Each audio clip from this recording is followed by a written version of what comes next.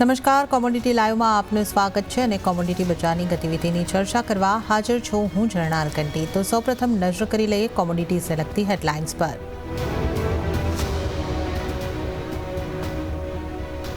ક્રૂડના front પર રાહતના સમાચાર। ઓપેકના ડિમાન્ડ અનુમાન ઘટાડવાથી કાચા તેલમાં ઘટાડો આશરે 3.5% ઘટીને $70 પાસે આવ્યું બ્રેન્ટ, જોકે નીચલા સ્તરેથી કિંમતોમાં રિકવરી।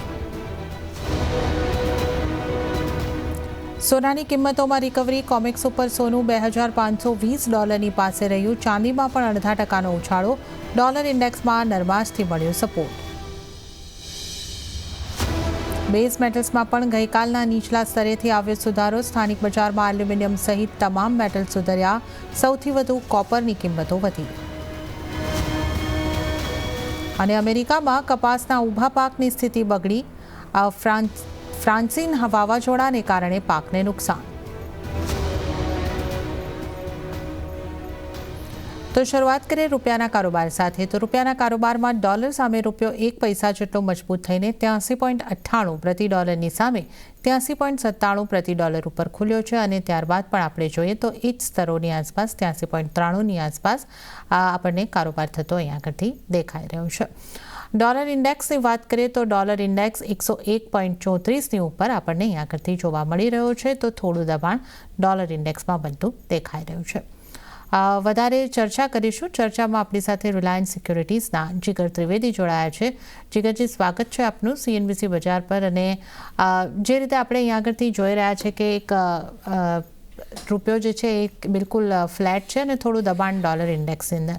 આગળ આપ કરન્સીની ચાલ કઈ રીતે જોઈ રહ્યા છો? Very good morning. રૂપીમાં તો બહુ ટાઈમથી 83, 80, 84ના લેવલ્સની આસપાસ જ માર્કેટ ફરી રહ્યું છે। સો આઈ ડોન્ટ થિંક કે રૂપીમાં કોઈ ડિસાઇસિવ કોલ લઈ શકાશે। મેં પહેલાં પણ કીધું છે કે 84ની ઉપર જશે તો જ એકવાર અહીંયા 84.20 માટે કહી શકાય કે પછી 83, 80ની નીચે આવે તો જ એકવાર રૂપી ફેવરેબલ કોલ લઈ શકાય। ક્રૂડમાં ગઈકાલે બહુ શાર્પ ફોલ આવ્યા, જો that is favourable for India, પણ અગેન રૂપીમાં કોઈ એટલી સ્ટ્રેન્થ નથી આવી। મને લાગે છે આરબીઆઈનું જે અહીંયા સ્ટેન્સ છે, બંને તરફથી જે માર્કેટને સ્ટેબલ કરી રહ્યું છે, જે એફર્ટ્સ નાખી રહ્યું છે, they are really commendable. So I think જ્યાં સુધી 83, 80, 84 આ બે લેવલ બ્રેક નહીં થાય, રૂપીમાં કોલ લેવો ડિફિકલ્ટ છે। ડોલર ઇન્ડેક્સના પોઈન્ટ ઓફ વ્યૂથી વાત કરીએ તો યસ, ઇટ ઇઝ સ્ટ્રગલિંગ। 101ની આસપાસ અત્યારે સ્ટ્રગલ કરી રહ્યું છે અને આજનો દિવસ ઇમ્પોર્ટન્ટ છે। સાંજે યુએસના CPI નંબર્સ આવવાના છે અને આવનારા દિવસોમાં હવે સેન્ટ્રલ બેંક્સની આઉટકમ આવશે। આવતીકાલે ECB છે અને નેક્સ્ટ વીકમાં ફેડ છે। સો મને લાગે છે ડોલર ઇન્ડેક્સમાં થોડું ઘણું અહીંયા વોલેટિલિટી માર્કેટમાં રહી શકે છે। 101નું બહુ સારો સપોર્ટ છે અને મને લાગે છે થોડી નબળાશ ડોલર ઇન્ડેક્સમાં આવી શકે છે। એટલીસ્ટ સોફ્ટનેસ ઇન્ટ્રાડેમાં તો આવી શકે છે। ફ્રોમ ધેટ એંગલ મે બી 83, 80 સુધી રૂપી આવી શકે, but I don't expect huge moves in રૂપી। ઓકે, તો અહીંયા આગળથી આપણે જે રીતે જોઈ રહ્યા છે કે રૂપિયાની અંદર એક મોટો ઘટાડો તો અહીંયા આગળથી કોઈ મોટો મૂવ અહીંયા આગળથી આપણે નથી જોઈ શકતા। 83.80ની આસપાસ આપણે જોઈ શકીએ છીએ અને ડોલર ઇન્ડેક્સમાં અહીંયા આગળથી થોડી નરમાશ આવતી આપણને દેખાઈ રહી છે। પણ હવે આપણે જો ક્રૂડની વાત કરી લઈએ તો ક્રૂડમાં ખાસી વોલેટિલિટી આપણે જોઈ રહ્યા છીએ। ક્રૂડની કિંમતોમાં એક મોટો ઘટાડો આપણે ગઈકાલે પણ જોયો અને બ્રેન્ટના ભાવ $70 નીચે પહોંચ્યા। ડિસેમ્બર 2021 બાદથી સૌથી નીચલા સ્તરે ક્રૂડનો કારોબાર નોંધાયો। તો અહીંયા આગળ આપણે વાત કરીએ તો ઓપેકે ડિમાન્ડ આઉટલુક બીજા મહિને પણ ઘટાડ્યું હોવાથી ક્રૂડની કિંમતોની ઉપર આ દબાણ બન્યું છે, જ્યાં એક દિવસમાં આશરે 3% જેટલી વધારે કિંમતો તૂટતી જોવા મળી। જોકે નીચલા સ્તરેથી વાવાઝોડાને કારણે ઓછી સપ્લાયની ચિંતાઓને કારણે એક સપોર્ટ પણ છે, પણ એક ખાસો ઘટાડો આપણે અહીંયા આગળથી જોઈ રહ્યા છે। ત્યારે ક્રૂડ પર એનર્જી એક્સપર્ટ નરેન્દ્ર તનેજાનું કહેવું છે કે હાલનો ઘટાડો એ ભૌગોલિક પરિબળોની અસર દર્શાવી રહ્યો છે અને આવનારા દિવસોમાં ક્રૂડમાં વધુ દબાણ અપેક્ષિત છે। સાંભળીએ એમણે શું કહ્યું।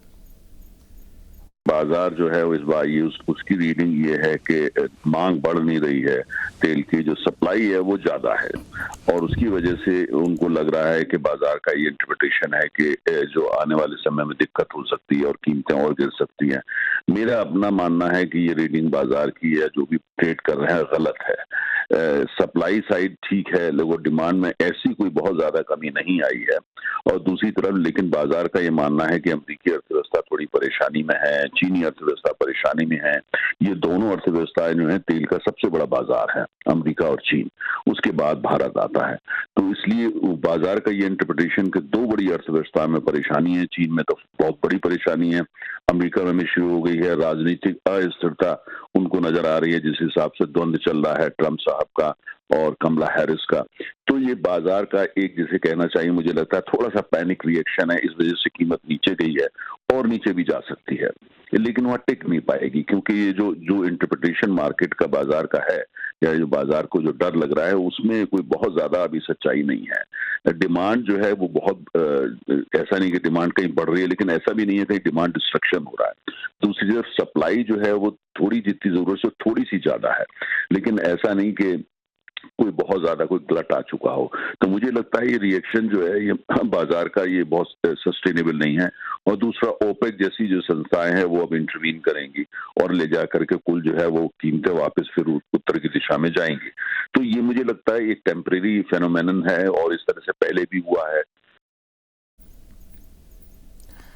તો અહીં આગળથી નરેન્દ્ર તનેજાજીનું કહેવું છે કે આ ભૌગોલિક જે વૈશ્વિક પરિસ્થિતિઓ છે એની એક ઇમ્પેક્ટ અહીં આગળથી આવી રહી છે અને આટલો મોટો ઘટાડો સસ્ટેન થવો મુશ્કેલ છે. આપણી સાથે જીગરજી પણ જોડાયેલા છે. જીગરજી, આપનો કઈ રીતનો વ્યૂ અહીં આગળથી બની રહ્યો છે, જે રીતે હવે ઓપેક દ્વારા ફરી એક વખત જે માંગના અનુમાન છે એ ઘટાડવામાં આવ્યા છે અને ફરી વખત એક મોટો ઘટાડો, ગયા સપ્તાહમાં 9% જેટલું દબાણ બન્યું અને હવે પાછું આપણે એક દિવસમાં 3%નું દબાણ જોઈ રહ્યા છે. તો આપને લાગે છે કે આ ઘટાડો વધી શકે, કે અત્યારના જે લેવલ છે એ સસ્ટેન થઈ શકે? કઈ રીતની સ્થિતિ તમે જોઈ રહ્યા છો ક્રૂડમાં?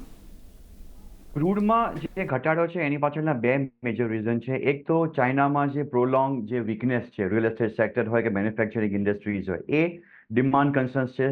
અને જે રીતે ઓપેક અહીંયા આગળના દિવસોમાં પ્રોડક્શન વધારવાની વાતો કરે છે, પછી એવા સ્ટેટમેન્ટ્સ આવે છે કે ના ના એ પોસ્ટપોન કરીએ છીએ. સો ત્યાંથી પણ એક સ્ટેબલ વ્યૂ નથી. અને ગઈકાલે જે મંથલી રિપોર્ટ આવ્યો ઓપેકનો, ઓવરઓલ આગળનું જે ફોરકાસ્ટ છે, ડિમાન્ડ ફોરકાસ્ટ, એને લઈને કન્સર્ન્સ માર્કેટમાં ક્રિએટ થયું છે. સો ઓવરઓલ મને લાગે છે કે આ લેવલ અહીંયા સસ્ટેન નહીં કરે. હજી એક $63-62નું ડીપ પણ આવી શકે છે WTIમાં. ઓલરેડી આ મહિનામાં તમે જેમ કીધું 10 થી 11% ફોલ આવી ગયો છે. સો ટેકનિકલ એક પુલબેક માર્કેટમાં ડેફિનેટલી આવી શકે છે. I don't deny the possibility of that. Softness, ડોલરમાં સોફ્ટનેસ પણ છે, સો જેને કારણે એક થોડું પુશ પણ મળ્યું છે. પછી એ બેઝ મેટલ્સ હોય કે ક્રૂડ હોય, ઇન્ટ્રાડે માટે September contract one can go long around current levels 5575, 5525. Stop મૂકીને 5675 માટે ફક્ત ઇન્ટ્રાડે માટે લોંગ કરી શકાય. ઇવનિંગ સેશનમાં યુએસના CPI નંબર્સ છે, ક્રૂડની ઇન્વેન્ટરીના નંબર્સ છે EIA તરફથી. સો ડેટાના પોઈન્ટ ઓફ વ્યૂથી માર્કેટ વોલેટાઇલ રહી શકે છે, પણ મને લાગે છે માર્કેટમાં એક શોર્ટ કવરિંગનો એક રેલી આવશે આજના દિવસમાં. One can go long at least in intraday. Okay, તો ઇન્ટ્રાડે માટે અહીં આગળથી લોંગ તમે રહી શકો છો. 5675ના ટાર્ગેટને માટે તમે અહીં આગળથી એક લોંગ રહેવાની શક્યતા અહીં આગળથી જોઈ રહ્યા છે આપણે. તો આ એક સલાહ માત્ર ઇન્ટ્રાડે માટે ક્રૂડ ઓઇલની અંદર બનતી દેખાઈ રહી છે. પણ જીગરજી, જે રીતની આપણે અહીં આગળથી સ્થિતિ જોઈ રહ્યા છે કે ઇન્વેન્ટરીના આંકડા ઉપર માફ કરશો, હજી આપણી નજર હંમેશા બનેલી રહેતી હોય છે અને પાછલા 1-2 વીકથી આપણે જોયું કે ઇન્વેન્ટરીમાં ઘટાડો આવે છતાં પણ એટલો મોટો ઉછાળો ત્યાંથી નથી આવતો હોતો. અને જ્યારે આવા કોઈ ઘટાડા આવતા હોય છે, મોટા ઘટાડા જે આ રીતના આવ્યા છે 3%નો, એ રીતના ઓપેક તરફથી પણ કોઈક ને કોઈક એને કિંમતોને સાચવવા માટેના પગલાં લેવામાં આવતા હોય છે. હવે ફરીથી ઓપેક આવું કોઈક કરી શકે છે કે ઇન્વેન્ટરીના આંકડાઓ જો અહીંયા આગળથી કઈ રીતના આવવાની સંભાવના જોઈ રહ્યા છે ને એની કોઈ મોટી મુવમેન્ટ આપણને કાલે કોઈ નીચોક રિએક્શન જોવાની શક્યતા ખરી? સી, આ 4 મહિના હવે બહુ ઇમ્પોર્ટન્ટ છે. US પ્રેસિડેન્શિયલ ઇલેક્શન આવવાનું છે અને ફેડ હોય કે ECB હોય, મોનેટરી પોલિસી સાયકલ હવે રિવર્સ થવાની છે. ઓપેક હવે એક્શનમાં આવી જશે, કારણ કે ક્રૂડના ભાવ આખું વર્ષ $80ની આસપાસ જે સ્ટેબલ હતું, હવે $65 પાસે આવી ગયું છે. અને ભૂલથી જો $62-61 આવી ગયું તો માર્કેટમાં નવા લેવલ્સ આવી જશે કે હવે $50 આવશે, $40 આવશે. તો જ્યારે એવા સ્ટેટમેન્ટ્સ આવશે માર્કેટમાં, ઓપેક તરફથી સ્ટેટમેન્ટ્સ આવી જશે કે અમારું જે પ્રોડક્શન ઇન્ક્રીઝ કરવાનો જે અમારો પ્લાન હતો એ આવનારા 6 મહિના માટે અમે પોસ્ટપોન કરીએ છીએ. સો આ ન્યૂઝ બેઝ વસ્તુ થઈ ગઈ છે અને બહુ જ વોલેટાઇલ વસ્તુ થઈ ગઈ છે. ઓફકોર્સ મેં જેમ કીધું કે ચાઇનાના મેન્યુફેક્ચરિંગ PMIમાં રિકવરી આવવી જોઈએ, રિયલ એસ્ટેટ સેક્ટરમાં રિકવરી આવી જોઈએ. સો ક્રૂડ હોય કે કોપર હોય કે સિલ્વર હોય એમાં પહેલો મૂવ આવશે. પણ આ બધી કોમોડિટીઝ એવી છે કે જો ચાઇનામાં રિકવરી નથી આવતી sustainable long term long lasting, તો પછી આ બધી બેઝ મેટલ્સ હોય કે કોપર હોય કે ક્રૂડ હોય કે સિલ્વર હોય એમાં રિકવરી આવવી મુશ્કેલ છે. ઓવરઓલ મને લાગે છે $62-63નું હજી એક ડીપ છે માર્કેટમાં. અને જે રીતનો ની જગ એક શાર્પ ફોલ આવ્યો છે ગયા વર્ષમાં પણ, ગયા મહિનામાં પણ અને અત્યારે પણ, ઓબ્વિયસ છે કે ઓપેક તરફથી સ્ટેટમેન્ટ્સ આવશે, રશિયા તરફથી સ્ટેટમેન્ટ્સ આવશે અને માર્કેટને થોડું સપોર્ટ કરશે અહીંયા. બટ મને નથી લાગતું કે હવે ફરીથી 75 સુધીની રેલી નિયર ટર્મમાં આવે. ઓકે, તો અહીંયા આગળથી આપણે ક્રૂડને જે ઘટાડો આવ્યો છે એની વાત કરી. જીગરજી, થોડું લાઇટર નોટ પર પણ આ ક્રૂડની કિંમતોના જે રીતે સરકતી દેખાય છે, આપણા સૌના અને આપણા દર્શકોના મનમાં સવાલ એ જ આવતો હશે કે આપણે માટે પેટ્રોલ ડીઝલ ક્યારે સસ્તું થઈ શકે? સરકાર આનો જવાબ આપી શકે, પણ કોઈ શક્યતા જોઈ રહ્યા છો આપ? Very very political stuff. આમાં તો સરકારનું બ્રેડ બટર છે. સો આઈ રિયલી ડાઉટ કે આના ઉપર કોઈ કોમેન્ટ આવી શકે. બટ નિયર ટર્મમાં ઇન્ડિયાના પોઈન્ટ ઓફ વ્યૂથી મને નથી લાગતું કે પ્રાઇસીસમાં કોઈ ઘટાડો આવે અને પોકેટમાં થોડું પોકેટ ફ્રેન્ડલી સિચ્યુએશન આવે. At least no, I don't think so. Okay, તો આ શક્યતા અત્યારે તો આપણને ઓછી દેખાઈ રહી છે, પણ ક્રૂડમાં ઘટાડો એક આપણી માટે એક પોઝિટિવ છે. પણ અત્યારે આપણે જે રીતે જોઈ રહ્યા છે ક્રૂડની સ્થિતિની વાત કરીએ, ટ્રેડિંગની વાત કરીએ, ઇન્ટ્રાડે માટે તમે ખરીદારી કરીને ચાલી શકો છો. આગળ વધીએ, નેચરલ ગેસની વાત કરી લઈએ તો શરૂઆતી કારોબારમાં સ્થાનિક બજારમાં નેચરલ ગેસની કિંમતો 0.5% વધુ તૂટતા 188ના સ્તરની પાસે આપણને પહોંચતી દેખાય છે. 187 ઉપર નેચરલ ગેસની કિંમતો. જીગરજી, નેચરલ ગેસ પર આપની કઈ રીતની સલાહ રહેશે? પ્યોરલી ટેકનિકલ, હવે 180ની આસપાસ અહીંયા એક સપોર્ટ બની ગયો છે માર્કેટમાં, બહુ સ્ટ્રોંગ કન્સોલિડેશન પણ થયું છે માર્કેટમાં. 180ની નીચે જ એક શાર્પ ફોલ આવશે 170 સુધીનો. અત્યારે તો મને એમ લાગે છે જો માર્કેટ સ્ટેબલ થાય 190ની ઉપર જાય, in fact September contract, one should go long at 190, 185 stop loss, 200 is target. તો સોનાના કારોબારની આપણે વાત કરી લઈએ. ડોલર ઇન્ડેક્સમાં દબાણને કારણે સોનાની કિંમતોને સપોર્ટ મળ્યો, જ્યાં કોમેક્સ ઉપર સોનું $2520 પાસે રહ્યું, તો સ્થાનિક બજારમાં ફ્લેટ ટુ પોઝિટિવ કારોબાર જોવા મળી રહ્યો છે. તો 72,064 ઉપર આપણે સ્થાનિક બજારની અંદર કારોબાર જોઈ શકીએ છીએ. 5% આસપાસની રિકવરીનો પ્રયાસ સોનાની અંદર થતો દેખાઈ રહ્યો છે. થોડી એવી નાની રેન્જની અંદર ખરીદારી અહીંયા આગળથી આપણે જોઈ રહ્યા છે. તો જે રીતે આપણે મોંઘવારીના આંકડાઓની રાહ જોઈ રહ્યા છે, તો એના પહેલાં કઈ રીતે સોનાની અંદર કારોબાર કરવો જોઈએ, જીગરજી? ડોલરમાં સોફ્ટનેસ છે, સો ગોલ્ડ અને સિલ્વર બંનેમાં લોંગ કરી શકાય. ગોલ્ડમાં આપણે એક વસ્તુની વાત અહીંયા ધ્યાન રાખવું જોઈએ કે આજે સાંજે યુએસના CPI નંબર્સ છે, કાલે ECBની મિટિંગ છે, આઉટકમ છે, નેક્સ્ટ વીક ફેડરલ રિઝર્વનું આઉટકમ છે. સો આ બધા જ ન્યૂઝની વચ્ચે, ઇકોનોમિક ડેટા રિલીઝની વચ્ચે ડોલર સોફ્ટનેસ એક છે એ ગોલ્ડની ફેવરેબલ છે. સેન્ટ્રલ બેન્ક્સનું બાઇંગ સ્લોલી એન્ડ ગ્રેજ્યુઅલી ગોલ્ડમાં વધ્યું છે. SPDR gold ETF safe haven બાઇંગમાં ગોલ્ડમાં વધ્યું છે. સો ઓવરઓલ મને લાગે છે 2530-35 સુધીના લેવલ્સ 1 કે 2 દિવસમાં જોવા મળી શકે છે ગોલ્ડમાં. અને ઓક્ટોબર કોન્ટ્રાક્ટ જે અહીંયા 72,046, 72,050ની આસપાસ છે, one should go long at 72,050, 71,950 stop loss રાખીને 72,450ના ટાર્ગેટ માટે અહીંયા ગોલ્ડમાં લોંગ કરી શકાય. ઓકે, તો અહીંયા આગળથી ગોલ્ડમાં લોંગ કરવાની સલાહ અહીંયા આગળથી બનતી દેખાઈ રહી છે. 71,950ના સ્ટોપ લોસ ધ્યાને રાખો અને 72,000ની ઉપરના ટાર્ગેટને માટે તમે અહીંયા આગળથી ગોલ્ડની અંદર લોંગ સાઇડ ખરીદીને કારોબાર કરી શકો છો. તો આ સલાહ સોનાની ઉપર બનતી દેખાઈ રહી છે. તો સોનાની આપણે અહીંયા આગળથી વાત કરીએ અને સાથે જો ચાંદીની પણ વાત કરી લઈએ તો ચાંદીમાં પણ વૈશ્વિક બજારમાં ભાવ 0.5% જેટલા વધ્યા છે, જ્યારે સ્થાનિક બજારમાં 0.5% કરતાં વધારેની ખરીદારી આવતા 84,140, 84,280 સુધી કિંમતો હાલ આપણે જોઈ શકીએ છીએ. એટલે 0.5%ની મજબૂતી અને કોમેક્સ ઉપર 28.54 ઉપર, એટલે 0.5%ની મજબૂતી ચાંદીમાં આવતી દેખાઈ રહી છે. જીગરજી, ચાંદીને આપ હવે અહીંયા આગળથી કઈ રીતે જોઈ રહ્યા છો? ફરી પાછું આપણે $28.5 આસપાસ ચાંદીની કિંમતોને પહોંચતી જોઈ રહ્યા છે. કઈ રીતની સલાહ રહેશે ચાંદી પર આપની? ઇન્ટરનેશનલ માર્કેટમાં ગોલ્ડ ટુ સિલ્વર રેશિયો 89 કે 90ની આસપાસ પહોંચી ગયો છે, જે 92-93 જવાના ચાન્સીસ છે. સિલ્વર મને લાગે છે ગોલ્ડને આઉટ પરફોર્મ કરી શકે આ મહિનામાં. ઇન્ડિયાના પોઈન્ટ ઓફ વ્યૂથી જોઈએ તો ઓફકોર્સ આપણે એક ફેસ્ટિવલ સિઝનની એક તૈયારીમાં છીએ. બાઇંગ આવી શકે છે ઇન્ડિયા તરફથી, અને મેં જે ગોલ્ડના ફંડામેન્ટલ્સ કીધા એ જ ચાંદીને અહીંયા લાગુ પડે છે. સોફ્ટ ગોલ્ડ હોય કે સોફ્ટ ડોલર હોય કે પછી મેજર ઇકોનોમિક ડેટા હોય, ચાંદી એ બેઝ મેટલ્સની બાય પ્રોડક્ટ છે. સો બેઝ મેટલ્સની રિકવરી બહુ જ ઇમ્પોર્ટન્ટ છે. કોપર હોય કે એલ્યુમિનિયમ હોય, ઝિંક હોય, આ બધામાં જો રિકવરી આવશે તો ચાંદીની રિકવરી ઓટોમેટિકલી દેખાઈ જશે આપણને. 28.50ની ઉપર જો કોમેક્સમાં સસ્ટેન કરે છે ઇન્ટ્રાડેમાં, તો મને લાગે છે 28.80 29 સુધી 1 કે 2 દિવસમાં માર્કેટ જઈ શકે છે. સો ચાંદીમાં પણ મને કન્વિક્શન આજે પોઝિટિવ જ છે. December Chanti, one can go long around this levels 84,350, 84,150 stop loss રાખીને 84,900, 84,950 માટે લોંગ કરી શકાય. ઓકે, તો ચાંદીમાં પણ લોંગ કરવાની સલાહ 84,900, 84,950 માટે તમે અહીં આગળથી લોંગ કરીને ચાલી શકો છો. તો સોના ચાંદીમાં અહીં આગળથી ખરીદી કરવાની સલાહ બનતી દેખાઈ રહી છે. મેટલ્સની વાત કરી લઈએ તો નબળા ડોલરના કારણે બેઝ મેટલ્સની અંદર પણ રિકવરી આવી છે અને જ્યાં સ્થાનિક બજારમાં સૌથી વધારે ખરીદારી કોપરની અંદર જોવા મળી. જોકે બજારની નજર આર્થિક આંકડાઓની ઉપર પણ બનેલી છે, પણ જે રીતે આપણે અહીં આગળથી જોઈએ કોપરમાં 790ના સ્તર, ઝિંક 255 પર, એલ્યુમિનિયમ 221 પર. તો એક મજબૂતી તરફનો કારોબાર અહીંયા આગળથી દેખાઈ રહ્યો છે. તો જીગરજી, આ પણ નબળા ડોલર ઇન્ડેક્સની ઇમ્પેક્ટ છે કે એક શોર્ટ કવરિંગ આને સમજવું જોઈએ? કઈ રીતે જોઈ રહ્યા છો તમે? આઈ થિંક નબળા ડોલરની આ ઇમ્પેક્ટ છે. અધરવાઇઝ આપણે જો અહીંયા ડેટાની વાત કરીએ, ચીલી જે દુનિયાનું સૌથી મોટું કોપર પ્રોડ્યુસર કન્ટ્રી છે, એણે બીજી વાર સતત બીજે મહિને લોઅર પ્રોડક્શનના નંબર્સ અહીંયા દેખાડ્યા છે. સામે ડિમાન્ડ પણ ઓછી છે એમ પણ બતાડ્યું છે. સો ઓવરઓલ અહીંયા નર્વસનેસ છે બેઝ મેટલ માર્કેટમાં, other than China also. So overall yes, આ સોફ્ટ ડોલરની જ એક ઇમ્પેક્ટ છે. ઇન્ટ્રાડેમાં we will go with the trend only, although overall picture અહીંયા બેરિશ છે. ઇન્ટ્રાડેમાં one can go long in copper around this levels.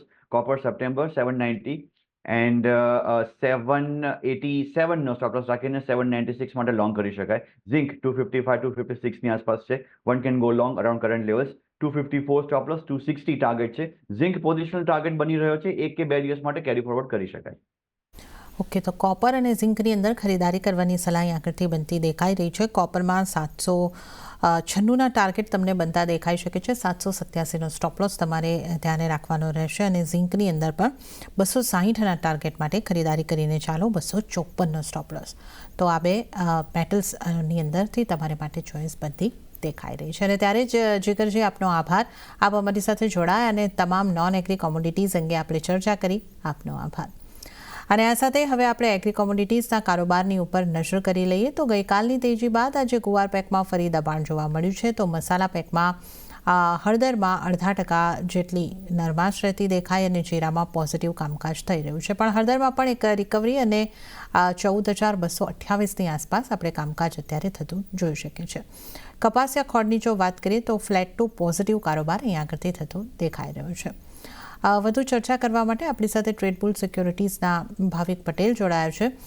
ભાવિકજી, આપનું સ્વાગત છે CNBC બજાર પર. અને આપણે અહીંયા આગળથી જે રીતે જોઈ રહ્યા છે મસાલા પેકની અંદર આપણે એક ખરીદારી તરફની શરૂઆત આજે થતાં જોઈ છે. કઈ રીતે તમે જોઈ રહ્યા છો મસાલા પેકને? Good morning ચેનાજ.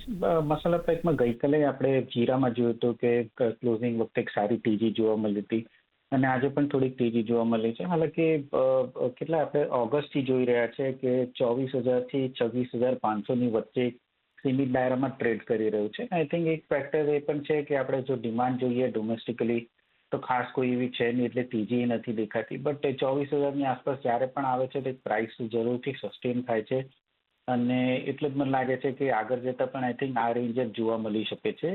ઓલ્ધો હાલ અત્યારના મને દેખાઈ રહ્યું છે કે એટલીસ્ટ 26,500 સુધીની તેજી છે જે કન્ટિન્યુ રહી શકે છે ગઈકાલના બાઇંગ જોવા પછી. તો આજના દિવસમાં પણ 25,500ની આસપાસ 25,500ની આસપાસ બાય કરવાની જ રણનીતિ રાખવી જોઈએ 25,900ના ટાર્ગેટથી અને 24,800નો સ્ટોપ લોસ રાખી શકાય. ઓકે, તો મસાલા પેકની રણનીતિની આપણે વાત કરી અને સાથે જ ગુવાર પેકમાં હવે આપની કઈ રીતની સલાહ બનશે? ગુવાર પેકમાં આજે આપણે એક નાની રેન્જમાં કારોબાર જોઈ રહ્યા છે. ગુવારમાં મને સપ્ટેમ્બરમાં હજી લાગી રહ્યું છે કે 51.50 થી 53.50ની આસપાસની જે રેન્જ છે એમાં છે ટ્રેડ કરશે. ઓલ્ધો આપણે સોઈંગના આંકડા જોયા છે તો સોઈંગના આંકડા કંઈ ખરાબ નથી અને મેઇન ઇશ્યુ અત્યારના છે કે ઘઉં જે છે એનું એક્સપોર્ટની જે ઇન્કવાયરી ડિમાન્ડ જે આવી છે એ બહુ વીક છે. એટલે શોર્ટ ટર્મમાં પણ કોઈ મોટી તેજી દેખાઈ નથી રહ્યો આઈ થિંક 5350 થી 5600ની આસપાસ જો આવે છે, મને લાગે છે કે મેક્સિમમ પ્રોફિટ બુકિંગ જો છે ત્યાંથી શોર્ટ કરી શકાય છે, અને 5100ની આસપાસ આવે છે તો ત્યાંથી બાઇંગ કરી શકાય છે. હાલ અત્યારના પ્રાઇસીસ આપણે જોઈએ તો વચ્ચે જ ટ્રેડ કરી રહ્યું છે, એટલે જો આજના દિવસમાં થોડુંક જો કરેક્શન આવે 5400ની આસપાસ તો 5150ના સ્ટોપ લોસ એકવાર બાય કરી શકાય છે 5300ના ટાર્ગેટથી. અને ગમની વાત કરીએ તો ગમ પણ આપણે કેટલા વખતથી 10,000 થી 10,600ની એક નાની રેન્જમાં ટ્રેડ કરી રહ્યા છે, તો આમાં પણ જો 10,300ની આસપાસ આવે છે તો એકવાર બાય કરી શકાય છે 10,100નો સ્ટોપ લોસથી, અને 10,600નો ટાર્ગેટ રાખી શકાય છે. કે તો ખરીદી તરફ રહેવાની સલાહ ગુવાર પેકની અંદર બનતી દેખાઈ રહી છે. અને કોટનની વાત કરી લઈએ તો જે રીતનો વધારે પડતો વરસાદ અહીંયા આગળથી થયો છે એને જોતાં મે અને જૂનની વાવણી જે થઈ હતી ત્યાં વધારે નુકસાનની ખબરો આપણને મળતી દેખાઈ રહી છે. હવે આઈએમડીનું કહેવું છે કે વરસાદ જો છે એ નવરાત્રિ સુધી પણ લંબાઈ શકે છે, તો કોટન ઉપર આની કઈ રીતની ઇમ્પેક્ટ રહેશે? સ્ટાર્ટ ઓફ ધ સિઝન આપણે જોયું તો કે કોટનનું જે સ્વિંગ હતું એ સારું હતું, પણ હવે જે સીસીઆઈ છે એ લોકોએ થોડુંક રિવાઇઝ કર્યું છે, સ્વિંગના ફિગર છે એ થોડા ઓછા થયા છે. બીજું તમે જેમ કીધું કે આજે થોડુંક એક્સટેન્ડેડ વરસાદ આવ્યો છે એના લીધે પણ અત્યારના થોડુંક જે ખેતી છે એમાં થોડુંક નુકસાન થયું છે, અને હવે પેસ્ટ જે છે એનું થોડું ઇસ્યુ આવવા માંડ્યો છે. તો જો આગળ જતાં પણ જો આઈ થિંક આ વરસાદ એક્સટેન્ડ થાય તો મને લાગે છે સારું કરતાં વધારે ખરાબ થશે. ઓવરઓલ અત્યારના વર્લ્ડ માર્કેટમાં જોઈએ તો એટલીસ્ટ યુએસમાં બ્રાઝિલમાં ક્રોપ થોડોક સારો છે, બટ આપણે ત્યાં આઈ થિંક થોડુંક ઓછું છે, તો એના લીધે જ આપણે જોઈ રહ્યું છે કે કપાસ ને કપાસિયા ખોળ છે એમાં સ્લાઇટ તેજી જોવા મળી રહી છે. મને લાગે છે કે આઈ થિંક આ જે તેજી છે કપાસિયા ખોળ ડિસેમ્બર કોન્ટ્રાક્ટમાં છે એ પણ કન્ટિન્યુ થઈ શકે છે. 3,060 થી 3,070 સુધી આપણને જોવા મળી શકે છે 3 થી 4 દિવસના ગાળામાં. તો 3,000ની આસપાસ એકવાર કપાસિયા ખોળ જે ડિસેમ્બર કોન્ટ્રાક્ટ છે એ બાય કરી શકાય છે 3,060ના ટાર્ગેટથી, અને 2970નો સ્ટોપ લોસ રાખી શકાય. ઓકે, તો કપાસિયા ખોળમાં ખરીદી કરીને ચાલવાની સલાહ અહીંયા કરતી ખાસ બનતી દેખાઈ રહી છે. અને ત્યારે જ ભાવિકજી, આપનો આભાર, આપ અમારી સાથે જોડાયા અને એગ્રી કોમોડિટીઝ અંગે ચર્ચા કરી, આપનો આભાર. અને આ સાથે જ કોમોડિટી લાઈવમાં હાલ પૂરતું આટલું જ. હાલ મને પણ આપશો રજા, પણ વધુ અપડેટ અને સમાચારો માટે આપ CNBC બજાર સાથે જોડાયેલા રહો. અને આગળ મારા સહયોગી પ્રીતિ દલાલ આપને માટે લઈને આવશે બજાર હેલ્પલાઇન.